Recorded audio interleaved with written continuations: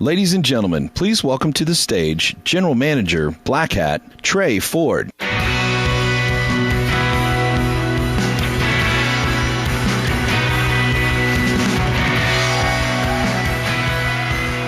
Good morning. Welcome. Before we get started, I want to take a moment with you. I'd like to call for a moment of solidarity. I would like you to join me now in a moment of silence to honor Barnaby Jack.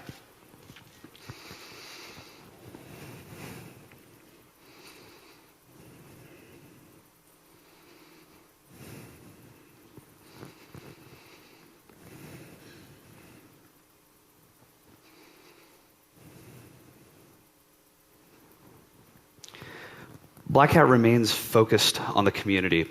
We love you guys, and that is why we're here. We know that Barnaby would be proud of the amazing work we're going to showcase this year. And with that, Black Hat is proud of what you've done and to share this with you this year. Sorry for the start with a somber note. We're actually very excited about the show this year. There's just a lot of emotion in the room. Our next speaker really does not need any kind of an introduction.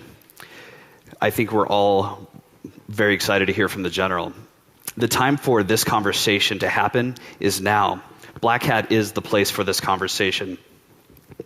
Something we need to keep in mind is this notion that we've been nursing of a balance between security and privacy and whether the two can coexist, and if so, how that would work.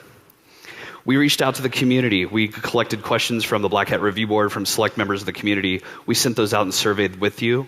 You got that information back to us. We shared that with the General. I believe that our communities are deeply linked, the security community, the intelligence community, and I think it's time for the General to come set some facts straight. The conversation cannot continue effectively without getting some insight, some perspective, some clarity on the facts. Yeah, I think I've never sensed this level of tension or apprehension in the community since, I would say, I don't know how many people here were around for the crypto wars in the late 90s, right? I mean, that was a pretty stressful time, and that pales in comparison to what's going on now. That was, how do we export math? How do we control cryptography, the Clipper chip? You know, the government might want to listen into our phone calls. How times have changed. So I think a lot of us are wondering, like, well, what comes next, right? We're now starting to face these issues that was only been hinted at.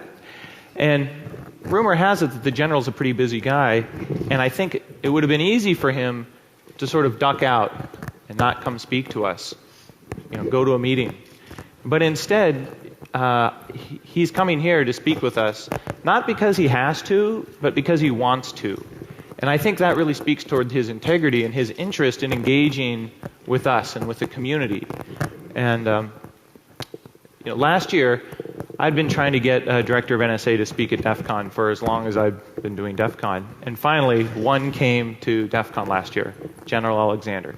And he tried to start a conversation with us about shared values, and then how do we set the needle on civil liberties, privacy, but security. And it's never going to be a static needle. This needle is going to move around, but how do we set it? And I think he's a big believer in that technology and working with communities such as ours can lead to a more transparent and easier way of setting the needle. Because it's going to get set one way or the other. And I think what's happening here is there's this tension between offense seems to be really winning right now. I mean, offense is doing sweet. Defense, not so much. And so a lot of people are thinking, well, so what does that mean? What does that mean to my business? Well, how are you going to move forward in this environment of sort of like all-pervasive offense capabilities?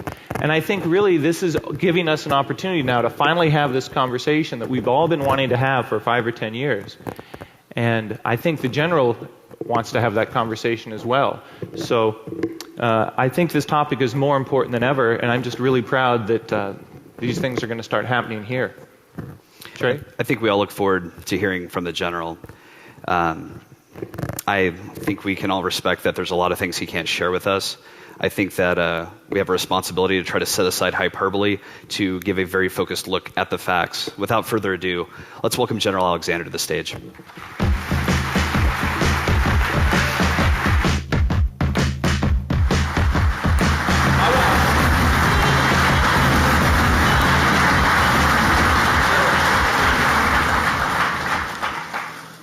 Well, Trey and Jeff, thanks for that introduction. I think what they said to start out with is the reason I'm here. This is the technical foundation for our world's communications, you folks right here. And the issue that stands before us today is one of what do we do next? How do we start this discussion on defending our nation and protecting our civil liberties and privacy? The reason I'm here is because you may have some ideas of how we can do it better. We need to hear those ideas. But equally important, from my perspective, is that you get the facts. And so what I'm going to do today is try to lay out those facts. Now, as Trey or Jeff said, there are good reasons why some of this is classified and why some of it is stuff that we just don't put out there.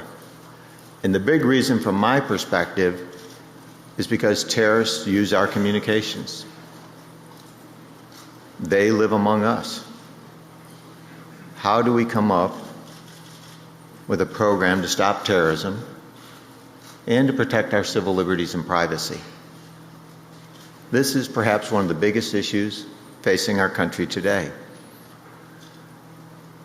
I also want you to get a sense for the people at the National Security Agency. It has been the greatest honor and privilege of my life to lead these noble folks. They're the ones, and you'll get a little bit of sense of what they've done for our country over the past 8 years while I've been there. And their reputation is tarnished because all the facts aren't on the table.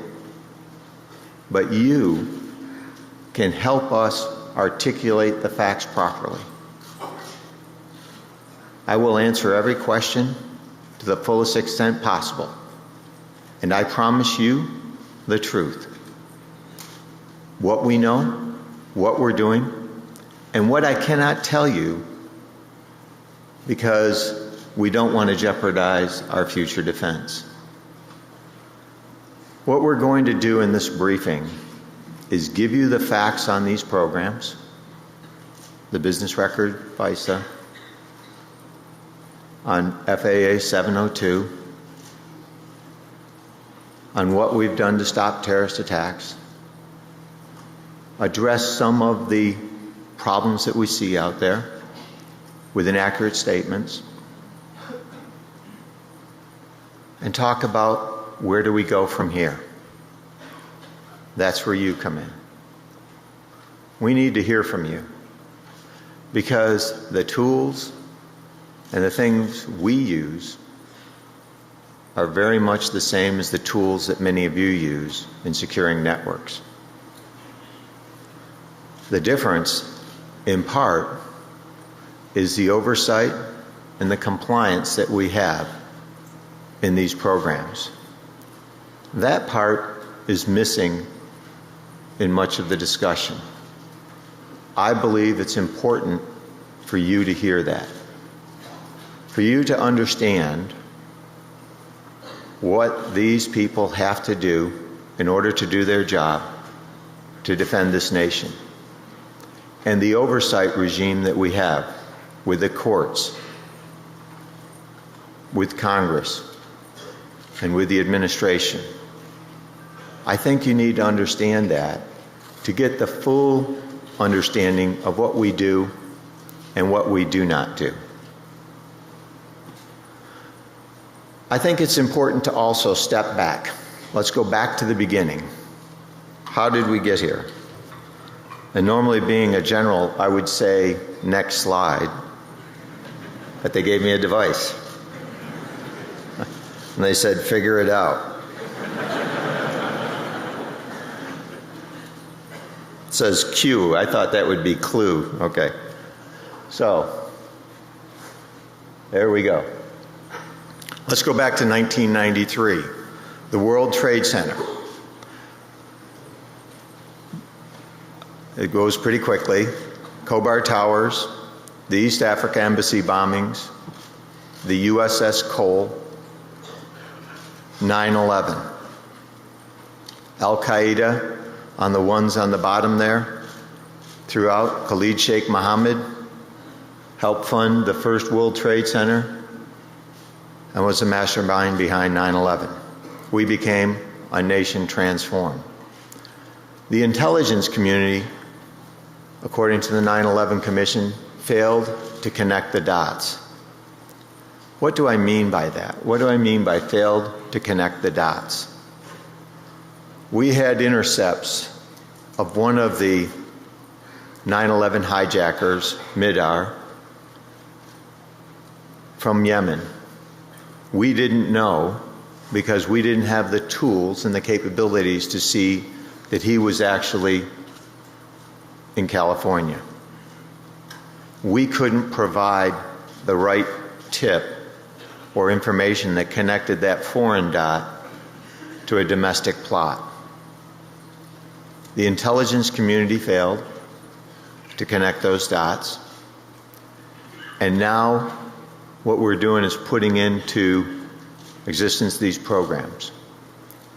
But I think in order to understand, so how do we actually use these programs? From my perspective, it's important to first understand the people at the National Security Agency, what they do and how they do it. So from my perspective, the best first thing is to step back and say, what did they do during this time period? What are they doing?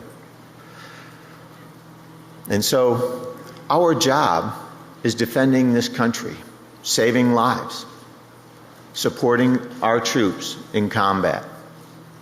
And when you think about our soldiers, sailors, airmen, and Marine that were in Iraq and in Afghanistan, it is our responsibility, along with the rest of the intelligence community, to provide the information that they need to survive, to go after the enemy. What you see on this slide is one of those tools that we brought to bear. This is a technical tool. What's not shown on the slide is the thousands of NSA personnel who volunteered to go forward. Over 6,000 NSA employees have gone to Afghanistan and Iraq. 20 of those cryptologists paid the ultimate price to ensure our troops had the intelligence they need. That's a noble purpose. That's what these people do. And you can see the impact. And for me, it was an honor and privilege to work with these folks. The time and the effort that they spent. Our discussions with General Dave Petraeus, General Stan McChrystal, Ray Odierno, Lloyd Austin, and Admiral Bill Craven.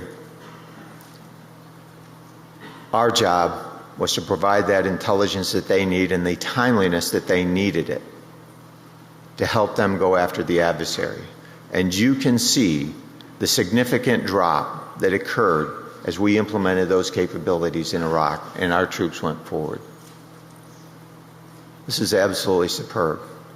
The mindset of these people is foreign intelligence to save lives, our military, our civilian. That is a true noble effort. And those are the types of people I have the great honor and privilege to lead.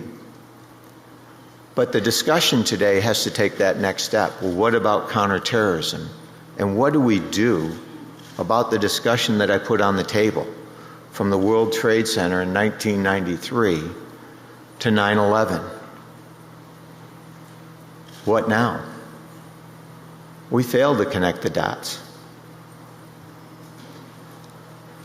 And so we had to come up with a way of helping to stop the attack. Our government, Congress, the administration, and the courts all joined together to come up with programs that would meet our Constitution and help us connect those dots. I think it's important to understand the strict oversight that goes in on these programs. Because the assumption is that people are out there just wheeling and dealing. And nothing could be further from the truth. We have tremendous oversight and compliance in these programs. Auditability. And for many of you with a technical background that work net flow and other things like that, you know that we can audit the actions of our people, 100% in this case, and we do that. But this information and the way our country has put it together is something that we should also put forward as an example for the rest of the world. Because what comes out is we're collecting everything. That is not true. What we're doing is for foreign intelligence purposes to go after counterterrorism, counterproliferation, cyber attacks. And it's focused. And if you think about net flow and the amount of information, you couldn't afford or don't want to collect everything. It makes your analysis harder. If your intent is to go after terrorists, how do you do that? And so there are two programs that we have here. A metadata program, one that helps us connect the dots in the least intrusive way that we can, and the FAA 702 or Section 702 authority, which allows us to go after content. I'm going to go into each of these in detail. But I wanted to put out one thing that's important. Industry just doesn't dump stuff to us and say, hey, here's some interesting facts. They are compelled by a court order to comply. They are compelled by a court order to comply, where all three branches of our government have come together. Think about the lawful intercept program that we have here. I think this is a standard for other countries because we have the court overseeing it, we have Congress overseeing it, and we have the administration, and I'll go into all the different parts of the administration that oversees that. And I've heard some people say that the court is a rubber stamp. I'm on the other end of that table with federal judges. And anybody here who's been up against a federal judge knows that these are people with tremendous legal experience that don't take any, I'm trying to think of a word here, from even a 4-star general. They want to make sure that what we're doing comports with the Constitution and the law. And they are dead serious on it. These are folks that have given their whole lives to our nation's judiciary system. These are folks who know they're probably not going to go to the Supreme Court, but they want to do something for our nation. These are tremendous judges. They aren't a rubber stamp. And I've been in front of that court a number of times. I can tell you from the wire brushings that I've received, they are not a rubber stamp. Let's go into the details of these programs. Press the button.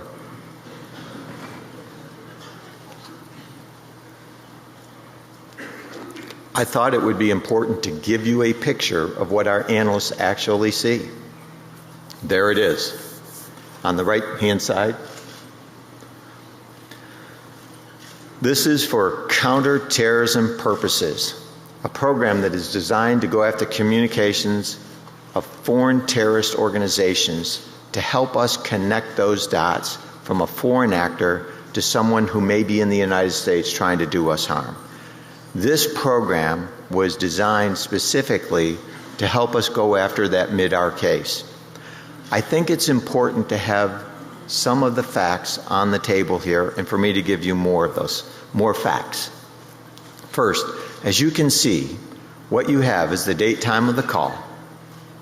the calling number, and the called number, the duration of the call.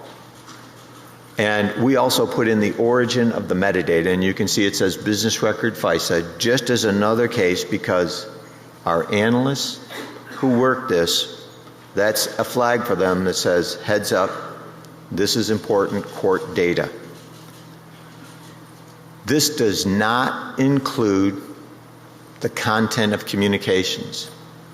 This does not include your phone calls or mine, your emails nor mine, your SMS messages. There is no content. There are no names in the database, no address, no credit card numbers, and no locational information is used. Let me give you an example of how this was important, how the foreign intelligence agencies like CIA and NSA work with FBI to help stop terrorist activities. And this actually was given out publicly on Basali Moalen, a terrorist who was in California. We had an intercept of a communication in Somalia, a phone number of a person talking about terrorist activities. And that phone number, based on what they were talking about, allowed us to look into the database. What does that mean? The database is like a lockbox. The controls that go on this database are greater than any data repository in government, and the oversight is the same. To get a number approved, there are only 22 people at NSA that can approve that number. They have to prove that that meets a standard set by the court, that this has that counterterrorism nexus with Al-Qaeda related groups. Then and only then is that number added to a list that can be queried. Only those numbers on that list can be queried into that database. If you mistype a number, the database will reject it because it has to be on that list. Only 35 analysts at NSA are authorized to run queries. They have to go through 3 separate different training regimen and pass tests to actually do queries into that database. In 2012, there were less than 300 numbers approved, bless you, approved for queries. Less than 300 numbers. Those queries resulted in 12 reports to the FBI. Those reports contained less than 500 numbers. Not millions, not hundreds of thousands, not tens of thousands, less than 500. The intent of this program was to find a terrorist actor and identify that to the FBI. If you think about it, the FBI is a great agency. Director Bob Mueller is one of the greatest people I have ever met. His agency does tremendous work for this country. Our job is not to complicate his life by giving him as many numbers as we can. Our job is to help him focus on the right numbers. And the number that we gave him in California, they had actually had, we gave that to them in 2007. In 2004, they had run an investigation on that individual, but did not have enough information to open up a full field investigation. So they closed that investigation down. In 2007, with the number we gave them, they had enough information. They take that number, and now their portion of this is they can take a national security letter, find out who that number belongs to, and they found out it was Basali Moalen. They can then, with probable cause, get a warrant. NSA only has the fact of a number. FBI can take that, see where it connects to, use national security letter and the legal authorities given to them to take the next step. That resulted in the capture of Bazali Mwalin for material support to terrorism and several co-conspirators. The other program that I would like to talk to is the one we refer to sometimes as PRISM, but PRISM is part of it. It's the FAA 702 authority. This is for foreign intelligence purposes. This is content. This is not targeting U.S. persons. This is targeting threats overseas. This is our lawful intercept program, which is analogous to many other countries around the world. They compel service providers to provide information just as we do. But I mentioned earlier, we have, I believe, a great standard when we look at the court, Congress, and the administration all looking at what we do on each of these. I should mention on the previous slide 100% auditability. So let me just go back to that. I didn't give you that part, and I promised I would, so I don't want you to think I left that out. 100% auditability. Well, that was quick. So maybe there is a no going back. So on this program, 100% auditability on every query that we make. And that is overseen by our Inspector General, our General Counsel. In 2009, in our discussions with the President, when he first came on board, we talked to him about these programs. And the issue was, how do we know the compliance is there, and what more could we do? We stood up, working with the committees in Congress, a directorate of compliance. This directorate of compliance is headed by legal professionals and information specialists that can look at everything that we do in these programs and ensure they comport with the court orders. But we also have oversight from the Director of National Intelligence, General Counsel, and IG, from the Defense Department, from the Department of Justice, from the White House, from Congress, the Intel committees, and from the courts. Our people have to take courses and pass exams to use this data.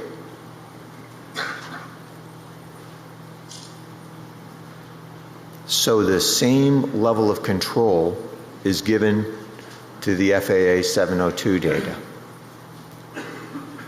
In fact, this is the one that at times people say they're listening to all our communications. That is not authorized under this.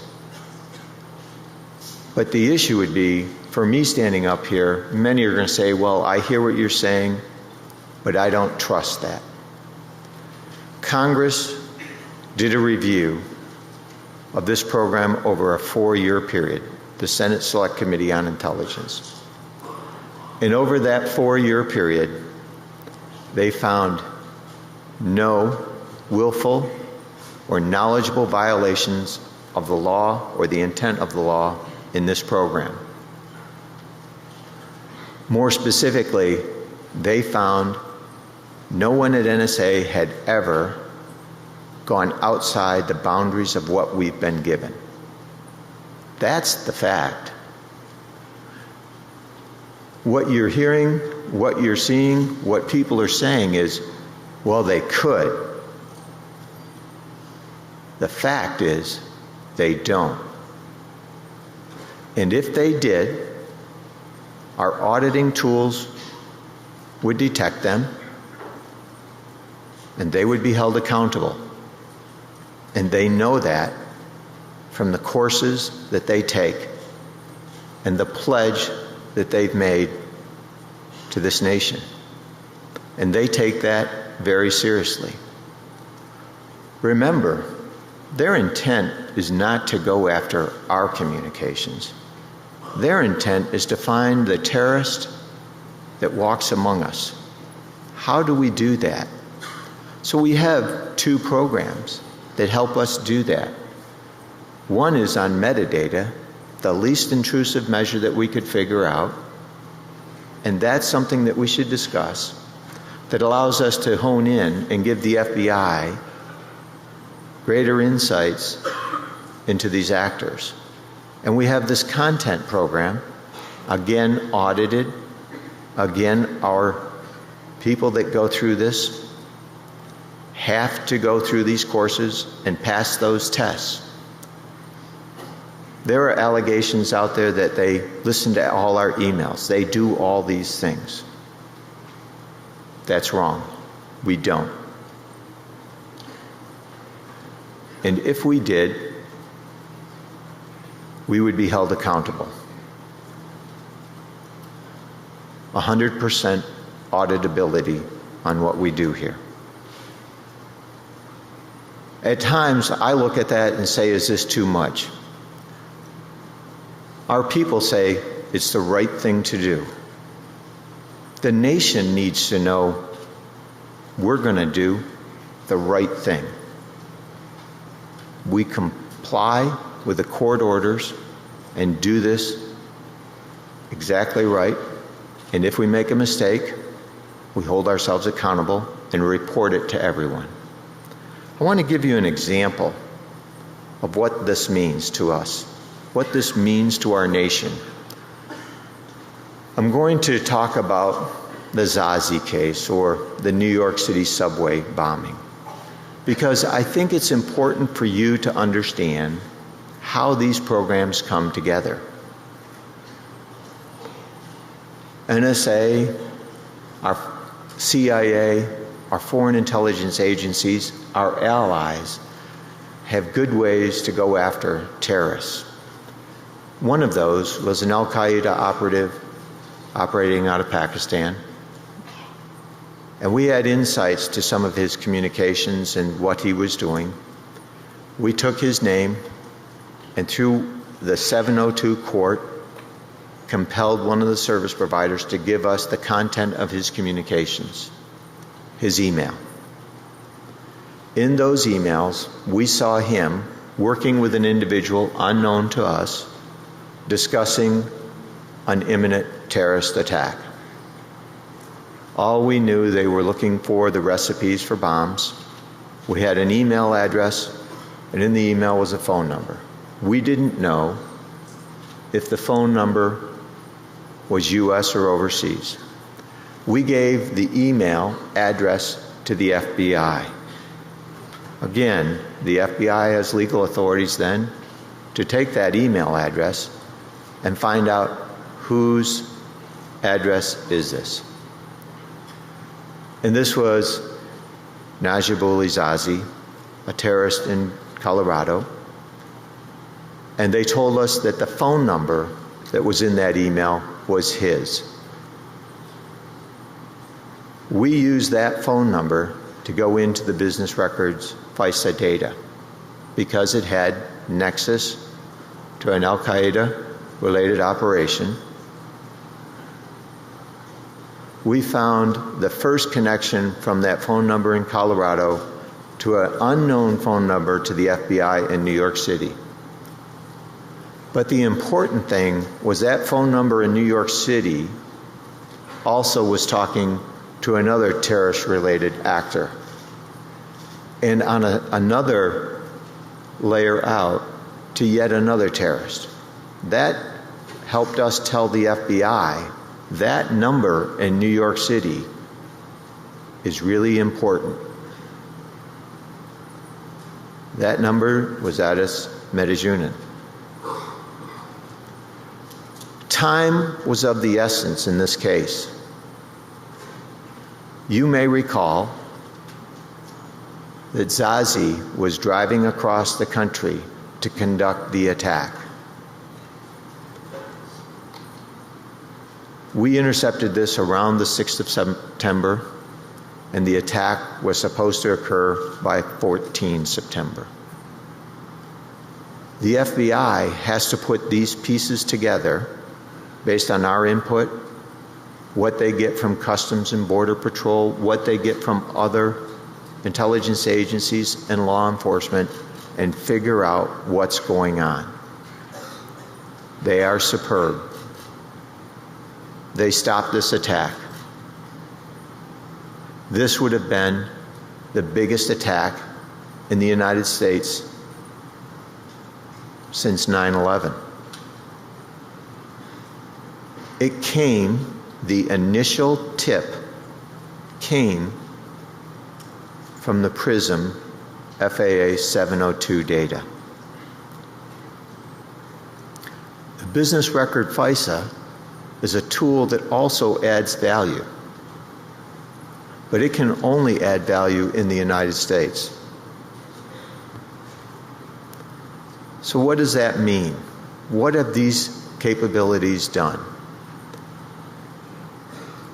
We have talked about 54 different terrorist-related activities. I put them up here so that you can see what we've been able to do. These are facts.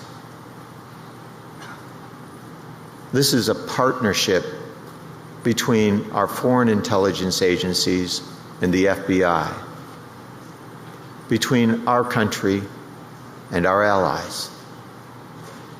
We stopped 13 related terrorist activities in the United States and 25 more in Europe. There are a number of things that comes out of this slide. First, the business record FISA can only help in those that are in the United States. It had a role in 12 of those 13. In 4, it came up with no results that was of operational value to the FBI. In the other 8, it provided leads for the FBI to go after. FAA 702 provides value across 53 of these. And in roughly half of them, it was the initial tip. Our nation takes stopping terrorism as one of the most important things. Freedom! Exactly. And with that, when you think about it, how do we do that? Because we stand for freedom. Bullshit! Not that. But I think what you're saying is that in these cases, what's the decision? Where's the discussion? And what tools should we have to stop those? No, I'm saying I don't trust you. You lied to Congress. Why would we believe you're not lying to us right now?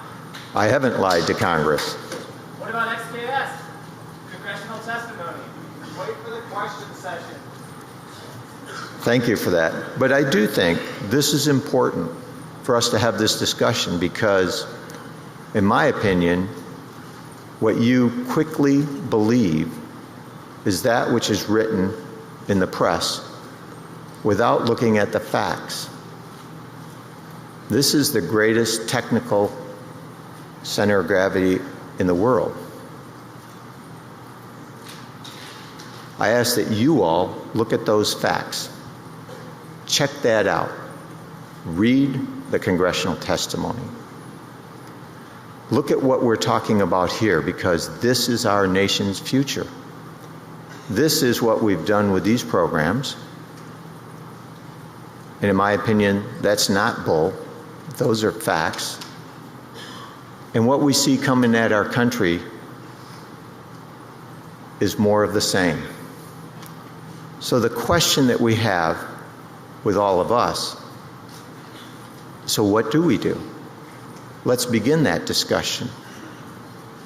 We ought to put the facts on the table and have that discussion so that people who are revealing information that can hurt the future of this country and our citizens, I believe that is irresponsible and will have significant damage to our country. How do we defend this country? That's the question. What you're asking us to do is to defend the country,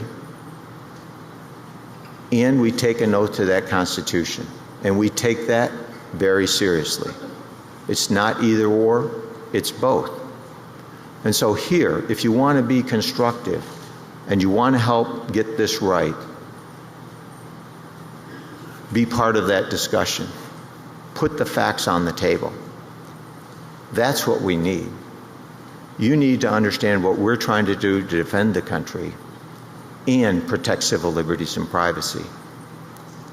On the business record FISA, 15 judges have approved that 34 times. Congress, the courts, and the administrations have looked at it.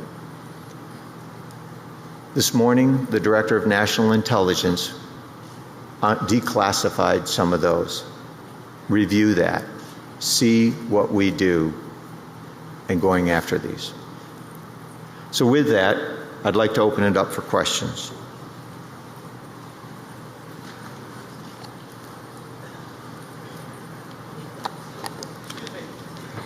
So obviously you have a lot of intelligence capabilities, analysis capabilities. Why do so many parts of the world want to attack us? Forgive me, guys.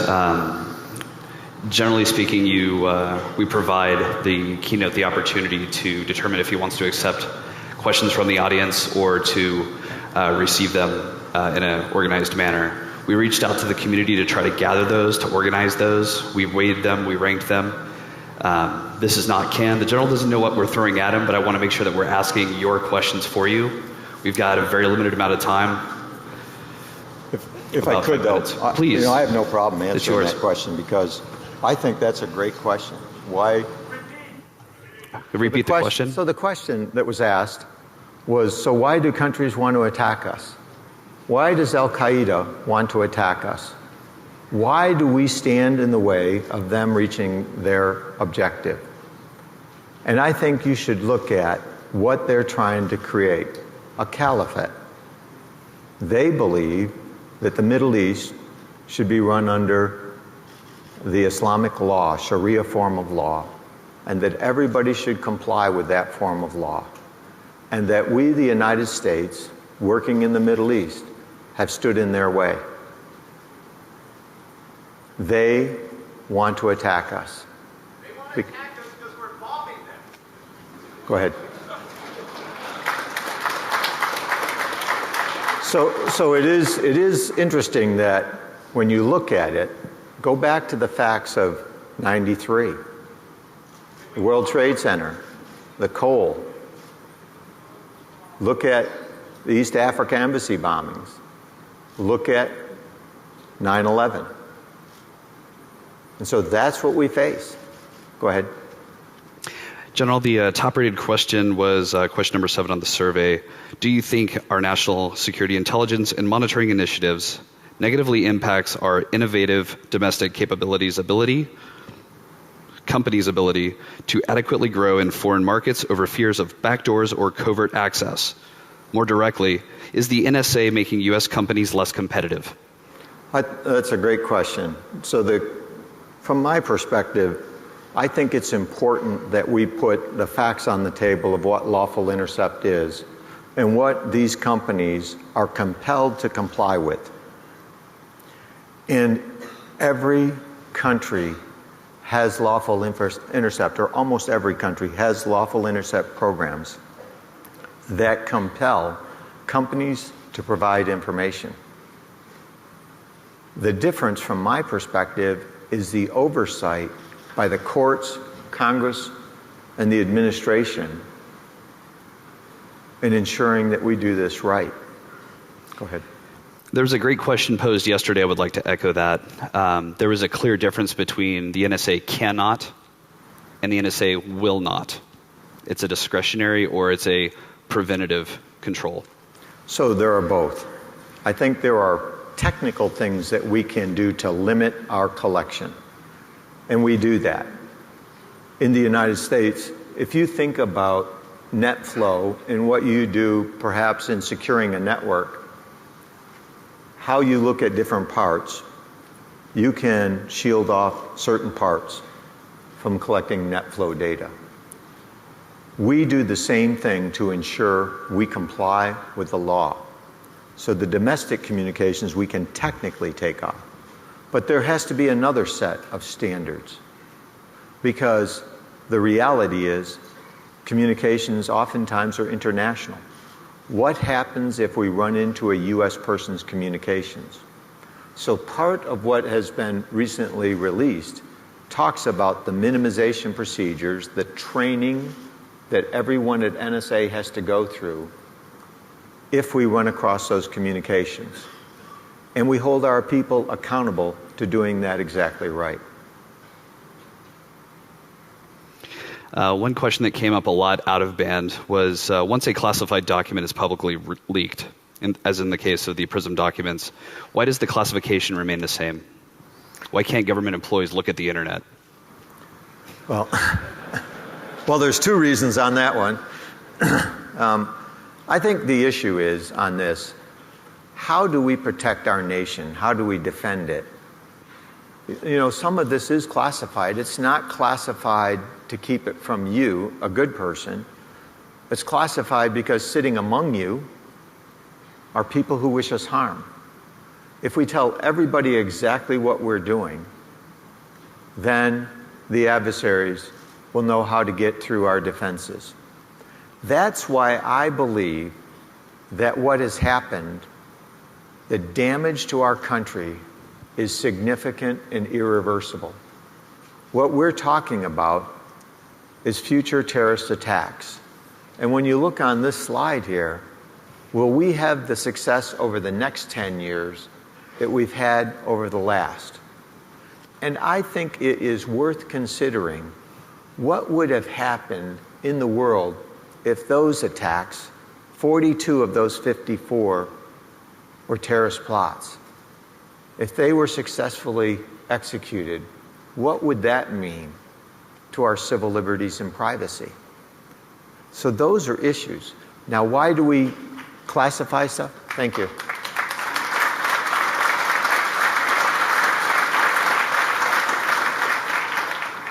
Go ahead. General, I know the NSA doesn't shop where we do.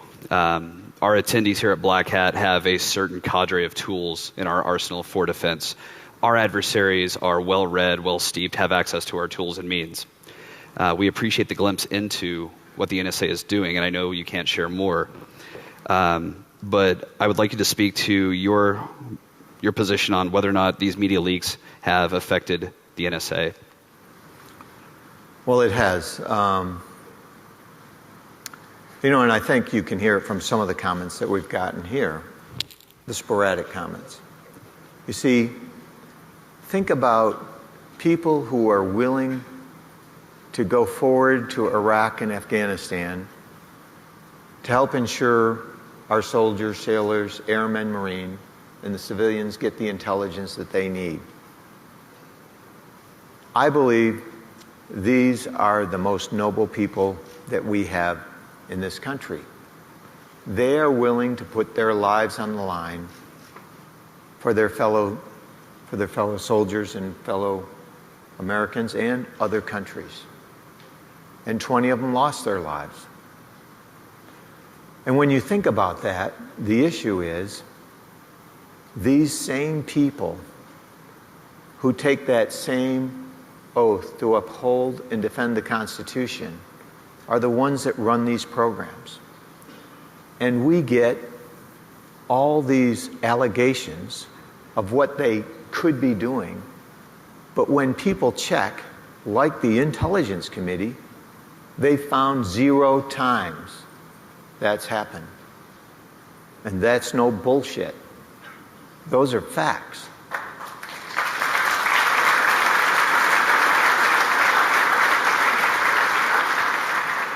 Please don't put that out in open press. Just that one word. I have 15 grandchildren. All right, one more question before we break, General. In a moment, I'm going to talk to my mom and dad, and I just want to know, your people can't listen to me call my mom, right? That's correct. Okay. And now there's 2 parts to that.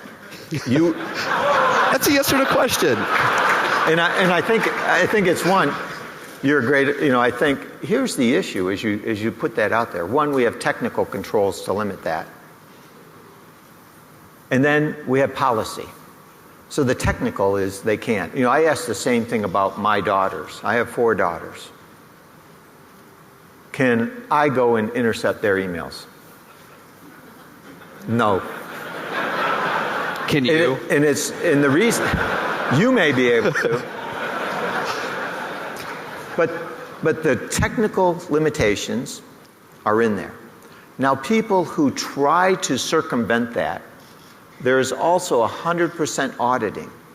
So when you put in my daughter at x.com, and an auditor then looks and says, what's the foreign intelligence purpose of this query? And the analyst putting that in has to state that and show that what they're doing meets that standard. Is it Trey terrorist? You're on the Black Hat. Thanks. Trey's a good person. No terror, well, I guess, I hope. No terrorist associate. So the issue really becomes the issue that I would ask you to look at. And all of those that find what we're doing that should be limited more, my comment is help us defend the country and come up with a better solution. You're the greatest gathering of technical talent anywhere in the world. If we can make this better, the whole reason I came here was to ask you to help us make it better. And if you disagree with what we're doing, then you should help twice as much. Read the Constitution. I have. You should too.